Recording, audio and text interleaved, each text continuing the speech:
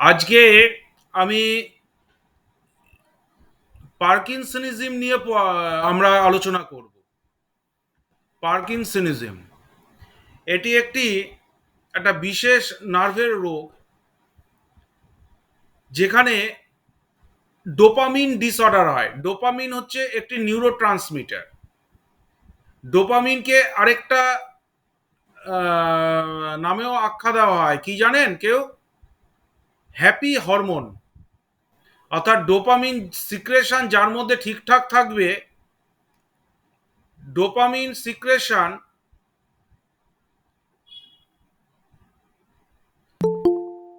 Dopamine secretion যার মধ্যে ঠিকঠাক থাকবে, তার মেজাজ সবসময় ফুরফুরে থাকে। তা এই জন্য একে বলা হচ্ছে হ্যাপি হরমোন। কিন্তু যার ডোপামিন অর্থাৎ নিউরো ট্রান্সমিটার, যেমন অনেক কিছু নিউরো ট্রান্সমিটার আছে, ডোপামিন আছে, অ্যাসিটাইল কোলিন আছে, তারপর অ্যাড্রিনালিন আছে, নর অ্যাড্রিনালিন আছে, এগুলো সবই হচ্ছে নিউরো ট্রান্সমিটার প্লাস হরমোন। আর কাকে ব্যাড হরমোন বা দুঃখী হরমোন বলা হয় এটা কেউ জানেন? সেরোটিনিন। আর ডোপামিনকে বলা হচ্ছে হ্যাপি হরমোন। এই হ্যাপি হরমোনটা কারুর কারুর ক্ষেত্রে কম থাকে। বিশেষ করে পার্কিনসনিজম যে ডিজিজটা নিয়ে আমি আলোচনা করছি আজকে, এই পার্কিনসনিজম ডিজিজ জেনারেলি ৪৫ থেকে ৬৫ বছরের মধ্যে লোকদের দেখা যায়। এর ওপরেও হতে পারে, তবে এই বয়সের মানুষদেরই বেশি অ্যাটাক করে। এইখানে কি হয়, ডোপামিন ডিসঅর্ডার, এই নিউরোট্রান্সমিটারটা যখন ডিসঅর্ডার হয়, তখন সারা শরীরে একটা ট্রেমলিং হয়। অর্থাৎ হালকা একটা ফাইন ট্রেমর হয়, কখনো কখনো কোর্স ট্রেমর হয়। ফাইন ট্রেমর জেনারেলি দেখা যায় হাইপার থাইরয়েডিজমে। সেখানে জিপটা ফাইন ট্রেমর হচ্ছে, আগের দিনে জাহাঙ্গীরবাবু দেখেছিলেন পেশেন্টটা। হাত দুটো যদি আমি সোজা করে রাখতে বলি, দেখা যাবে যে অ্যানাটমিক্যাল হ্যান্ড আস্তে আস্তে ফাইন ট্রেমর হচ্ছে, হালকা হালকা কাঁপছে। এটা কিন্তু হাইপার থাইরয়েডিজমের একটি নিদর্শন। এছাড়া ইরিটেবল টেম্পারমেন্ট হবে, ওদিকে আর যাবো না। আগের দিন আমি থাইরয়েড ডিসফাংশন পড়িয়েছি। তো এই ক্ষেত্রেও একটি মানে ট্রেমর হবে। অ্যাকচুয়ালি ডোপামিন যখন ডিসঅর্ডার হয়, সারা শরীরের মাসেলটার মধ্যেই একটা উইকনেস চলে আসে। অর্থাৎ মাসেল যেন ঠিক করে কাজ করতে পারে না, অলওয়েজ রিফিউজ দ্য উইল। সবসময় তার প্রত্যেকটা কাজ করার একটা ইচ্ছা হারিয়ে ফেলে। মানে তার মাস্কিউলার যে মুভমেন্ট, বডি মুভমেন্ট তেমন কিছু মানে খুব কম হয়। ডক্টর রাইফুল শেখ, আপনি কোথা থেকে এসছেন? কোথায় থাকেন? জি স্যার, আমি সাগরদিঘি থেকে। আচ্ছা, নতুন এসছেন? হ্যাঁ, নতুন এসেছি। জি আচ্ছা, প্র্যাকটিস করেন? জি প্র্যাকটিস করি আমি। আচ্ছা, তাহলে এই পার্কিনসনিজমে কি হলো, তার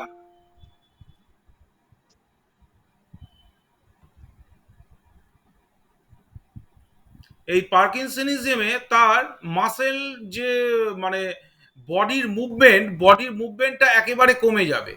অর্থাৎ প্যারালাইসিস এজিটেন্ট। প্যারালাইসিস এজিটেন্ট কি, এটা আপনারা শুনে থাকবেন, কিন্তু জিনিসটা হচ্ছে ঠিক প্যারালাইসিস নয়।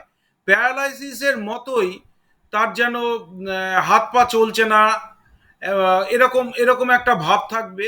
এবং ফেসিয়াল এক্সপ্রেশনও একটু প্যারালাইটিকের মতো হয়ে থাকে, মানে অবশ অবশ ভাব হয়ে থাকে। হিন্দিতে লাগবা বলা হয়। যাই হোক, লাকওয়া। এখন এই যে ডোপামিন ডিসঅর্ডারটা, এই ডোপামিন ডিসঅর্ডার কেন হয় আমি পরে আসব। তবে তার আগে পার্কিনসনিজম নিয়ে আরেকটু আমি আপনাদের বলে দিই যে যদি মাস্কিউলার যে উইকনেসটা রয়েছে, অর্থাৎ বডির উইকনেস, সেটা থাকে এবং একটা ট্রেমলিং হবে, অর্থাৎ কাঁপবে শরীরটা। মানে হাত পা সবসময় কাঁপবে। একখানা চায়ের কাপ নিলেও আপনারা দেখে থাকবেন কিছু কিছু বয়স্ক মানুষে ঠক ঠক ঠক ঠক করে হাত কাঁপছে। একটা বইয়ের পাতা উল্টাতে বা পেন দিয়ে লিখতেও থরথর থরথর করে হাত কাঁপছে। তেমনি পাও কাঁপে, সারা বডিও কাঁপে। কিন্তু তার যত সেন্স রয়েছে, অর্থাৎ সিক্স সেন্স মানে ফাইভ সেন্স, যেটা মানে আমাদের চোখ, কান, নাক, জিহ্বা, ত্বক, এই যে আমাদের রয়েছে, আর আরেকটা হচ্ছে টাইম, ওটা ছেড়ে দিন, আমাদের যে পাঁচটা ইন্দ্রিয়, ইন্দ্রিয়গুলো কিন্তু সজাগ থাকে। অর্থাৎ পার্কিনসনিজম রোগটাতে যারা মানে মানে আক্রান্ত হয়েছেন, তাদের শারীরিক একটা সমস্যা থাকবে, অর্থাৎ প্যারালাইটিক এজিটেন্ট, অর্থাৎ প্যারালাইটিক একখানা কন্ডিশন তার আসবে। তার মাসেল, তার শরীরে শক্তি থাকবে না, কাজ করতে দেবে না মাসেলগুলো। কিন্তু তার সেন্স সেন্স বা অনুভূতি, এগুলো কিন্তু তার সব থাকবে, এগুলোতে কোনো ল্যাকিং হবে না। মাস্কিউলার ফিচারটা এমনই দাঁড়ায় যে এখানে দুটো কন্ডিশন হয় পার্কিনসনিজমে। Number one one কগ wheel rigidity. কগ wheel rigidity কথার মানে হচ্ছে র্যাকেট লাইক। র্যাকেটটা কি করি আমরা, যখন র্যাকেট দিয়ে ফেদার বা টেনিস র্যাকেট দিয়ে বল মারি, তখন একটা সময় জোরে যায়, আরেকটা সময় আমরা থামিয়ে দিই র্যাকেটটা। ঠিক যেমন কগ হুইল রিজিডিটি এসছে গরুর গাড়ির চাকার থেকে। গরুর গাড়ির চাকা, আপনারা নিশ্চয়ই গরুর গাড়ি দেখেছেন বা দেখে থাকবেন। সেই চাকাটা গরুর গাড়ি কিরম ভাবে চলে, থেমে থেমে থেমে থেমে চাকাটা চলে। তাহলে পার্কিনসনিজম রোগে যে আক্রান্ত, তারও হাঁটাটা থেমে থেমে হবে। আর ফ্যাস্টিনেন্ট, ফ্যাস্টিনেন্ট কথার মানে সে তাড়াতাড়ি যেতে চাইবে, কিন্তু তার মাস্কুলার উইলটা এত কম, বা মাসেলটা ঠিক করে কাজ করতে পারছে না, বা বডি মুভমেন্ট ঠিক করে হচ্ছে না, এর জন্য সে যেতে পারবে না। অর্থাৎ বৌদ্ধ যারা ধর্মাবলম্বী, তাদের হাঁটা আপনারা নিশ্চয়ই দেখেছেন, যে ছোট ছোট পায়ে দৌড়ে দৌড়ে হাঁটে। ঠিক তেমন পার্কিনসনিজম যারা আক্রান্ত এই রোগটিতে, তারা ঠিক তেমন হাঁটবে।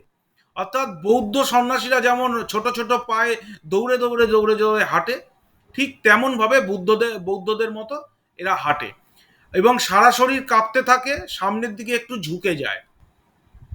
ঝুঁকে যাওয়ার লজিক হচ্ছে অন্য। ঝুঁকে যাওয়ার লজিক তার শরীরের স্পাইনের গন্ডগোলের জন্য নয়। ঝুঁকে যাওয়ার কারণটা হচ্ছে, যেহেতু তার শরীর পা মাস্কুলার উইলটা তার ঠিক নেই, মানে বারবার রেস্ট্রিক্ট করছে তার মুভমেন্ট, সেহেতু বারবার সামনের দিকে সে পড়ে যাওয়ার মতো হচ্ছে। সেই জন্য তার ফ্যাস্টিনেন্ট আসছে, অর্থাৎ তার যাওয়ার তাড়া আছে। সে মানে ওয়াক করছে, হাঁটছে, কিন্তু সে জোরে যেতে পারছে না, খালি আটকে আটকে যাচ্ছে, কারণ তার বডি এগাতে দিচ্ছে না।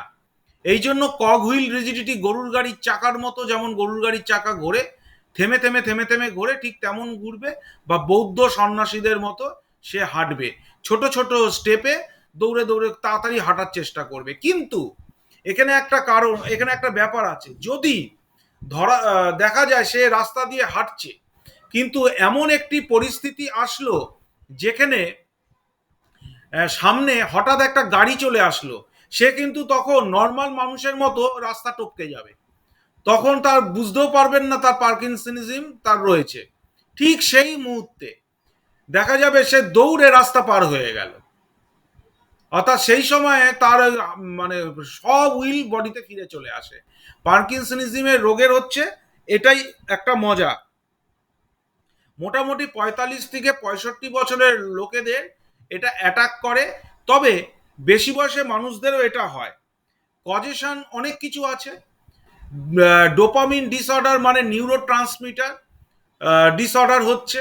তার মানে কি দাঁড়ালো, যারা ভীষণ, যাদের ড্রাগ অ্যাবিউজ হয়েছে, বিশেষ করে স্লিপিং পিলস, অ্যাংজাইটি ডিসঅর্ডারের জন্য স্লিপিং পিলস, অ্যাংজাইটি ডিসঅর্ডারের জন্য বিভিন্ন মেডিসিন খাচ্ছে, বা যাদের এপিলেপসি হিস্টেরিয়া রয়েছে, তারা দীর্ঘদিন ধরে এই মেডিসিনগুলো খাচ্ছে। তখন, কারণ এগুলো তো সবই আলটিমেটলি নার্ভের ওপরে চাপ ফেলে, এটা হচ্ছে একটা বড় কারণ। এছাড়াও তার যদি কোনো সেরিব্রাল টিউমার থাকে, ঠিক কিছু কিছু পজিশনে নার্ভকে সে কম্প্রেস করছে, কিংবা একটা বড় আঘাত থাকে মাথায়, সেক্ষেত্রেও এই ধরনের জিনিসটা দেখা যেতে পারে। কি কি সাইন সিমটম দেখব, একটু আগে আমি কিছুটা বলেছিলাম। সাইন সিমটমের মধ্যে রয়েছে কি হচ্ছে, তার যে মোটর নিউরন, অর্থাৎ আমাদের মোটর নিউরন কি করে, যে হেভি ওয়ার্কগুলো করায়, অর্থাৎ হাত নাড়াচ্ছি, পা নাড়াচ্ছি, কথা বলছি, বডি নাড়াচ্ছি, এগুলো সব মোটর নিউরন করে। আর সেন্সেসরি নার্ভগুলো কি করে, আমাদের যে সেন্স, অর্থাৎ গায়ে যদি চিমটি কাটি আমরা বুঝতে পারবো, গায়ে যদি সুরসুরি দিই আমরা বুঝতে পারবো, এগুলো হচ্ছে সেন্সরি নার্ভগুলো সব করায়, মোটর নার্ভ আর সেন্সরি নার্ভ। তো কি হল দাঁড়ালো, তার মোটর নিউরনগুলো ঠিক করে কাজ করতে পারছে না, দ্যাটস ওয়াই তার স্লোনেস অফ ওয়াক আসবে, অর্থাৎ সে হাঁটতে ঠিক করে পারবে না, তার মাস্কুলার উইল থাকবে না, মানে refuses muscular will, always refuses. সেই জন্য তার মানে প্যারালাইটিক, তার নিজের মনে হবে আমার সারা শরীর বোধহয় মানে প্যারালাইটিক হয়ে গেছে, বা প্যারালাইসিসে আমি অ্যাটাক মানে আমি অ্যাফেক্টেড হয়েছি। তাহলে এই বোধটা তার মধ্যে চলে আসবে, তাই আস্তে আস্তে দেখা যাবে সেটা তার হ্যাবিচুয়েট বা অভ্যাসে দাঁড়িয়ে গেছে, সে ভালো করে হাঁটতে পারছে না, তার ব্রেন আস্তে আস্তে ওই জিনিসটা নিতে শুরু করছে। মনে রাখবেন, পার্কিনসনিজম ডিজিজ একদিনেই কিন্তু ডেভেলপ করে যায় না, বহুদিন ধরে আস্তে আস্তে আস্তে আস্তে ডেভেলপ করে পার্কিনসনিজম। আর একটু আগেই বলেছি একটা ফাইন ট্রেমর দেখা যাবে, তাকে যদি জিভটা বার করতে বলি দেখা যাবে ল্যাকেসিসের মতো তার জিভটা কাঁপছে, থরথর থরথর করে কাঁপছে। বা হাত দুটোকে যদি সোজা প্রসারিত করতে বলি দেখা যাবে যে হাতগুলো থরথর করে কাঁপছে। এটা হচ্ছে পার্কিনসনিজমের সিমটম। এছাড়া কক হুইল রিজিডিটি আর ফ্যাস্টিনেন্ট যে গেট, সেটা আমি আপনাদের বলেই দিয়েছি। এছাড়াও চলে আসতে পারে যে তার ব্লাড প্রেশারে কিছু আপ অ্যান্ড ডাউন হতে পারে, কখনো ব্লাড প্রেশার বেড়ে যাচ্ছে, কখনো ব্লাড প্রেশার কমে যাচ্ছে, এই ধরনের জিনিসগুলো আসতে পারে। আর ফেসিয়াল এক্সপ্রেশনেও যে একটু প্রবলেম আছে, মানে প্রবলেম আস্তে আস্তে হয়, সেটাও আপনাদের আমি বলে দিয়েছি। তাহলে সাইন সিমটমটা বুঝে গেলেন, পার্কিনসনিজম কি কারণে হয় বুঝে গেলেন, এবং পার্কিনসনিজম কাকে বলে সেটাও বুঝে গেলেন। তাহলে পার্কিনসনিজমে আমি কি ট্রিটমেন্ট করব, আমাদের হোমিওপ্যাথিতে পার্কিনসনিজমের মেডিসিন কিছু আছে, যেমন অনেকেই থেরাপিউটিক্যালি জেলসিমিয়াম দিয়ে বসে, জেলসিমিয়াম একটি গুড মেডিসিন।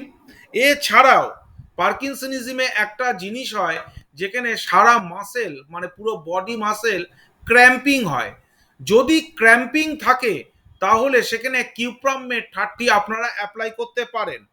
এছাড়াও কোনিয়াম ফোনিয়াম এগুলো রয়েছে, কোনিয়াম যদি তার পেশেন্টটা বিশেষ করে আনম্যারিড হয় বা কোনো কিছু ব্যাপারে মানে বয়স্ক পেশেন্ট হয়, এই ক্ষেত্রে অ্যাকচুয়ালি এই ধরনের ডিজিজ থেরাপিউটিক, এগুলো বড় ডিজিজ, এগুলো থেরাপিউটিক্যালি কিছুই হবে না, এগুলোকে আপনাদের constitutional treatment single medicine prescribe করতে হবে।